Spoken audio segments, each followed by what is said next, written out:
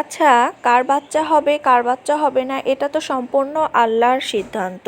মহান আল্লাহ যার উপরে খুশি হবেন তাকে সন্তান দান করবেন, আর যাকে ইচ্ছা মহান আল্লাহ বাচ্চা নাও দিতে পারেন। তাই বলে যে সব দোষ সেই মেয়েটার উপরে এসে পড়বে, এটা কেমন কথা? আমাদের সমাজে এমন অনেক আপুরা অবহেলিত অপমানিত হয়ে দিন কাটাচ্ছে, যেটা আসলে বলার ভাষা না। সমাজের মানুষ এরকম কেন? যেখানে মহান আল্লাহর সিদ্ধান্তর উপরেই সব কিছু নির্ভর করে, সেখানে মেয়েটাকে দোষারোপ করার কি আছে?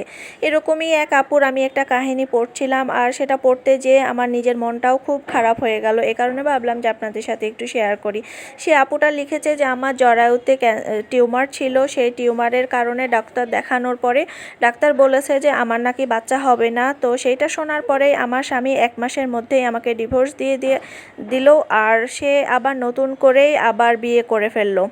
তারপরে আমি বাবার বাড়িতে যখন চলে আসি তখনকার দিনগুলোর কথা আর কি বলবো। তখন তো আমার জীবনটা মনে হচ্ছিল যেন আরও দুর্বিষহ হয়ে উঠল।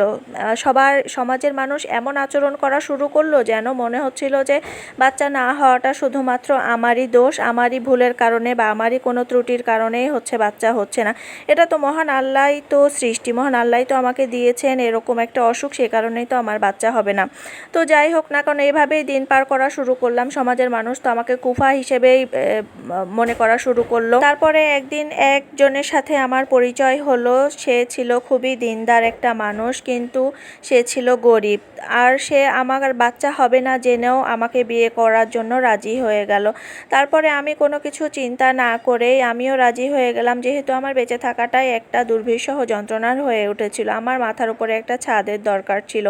তারপরে বিয়ের পরে 2-3 মাস পরেই আমি বুঝতে পারলাম আমার শরীরে বাচ্চা হওয়ার আলামত চলে এসেছে। আলহামদুলিল্লাহ, আমি এখন বাচ্চার মা। আর এইদিকে আমার স্বামী যে বাচ্চার কারণে আমাকে ডিভোর্স দিয়েছিল, তার ঘরেও শুনেছি যে 2টা ছেলে হয়েছে। তো সে তার সংসারে নাকি অসুখী, তার সংসারে সারাক্ষণ নাকি ঝগড়া ঝামেলা লাগাই থাকে। তো মহান আল্লাহ যা উপরে খুশি হন তাকেই পরীক্ষার মধ্যে ফেলেন। এই কারণে আমি আলহামদুলিল্লাহ পড়ি যে আমি মহান আল্লাহর পরীক্ষার সম্মুখীন হয়েছি।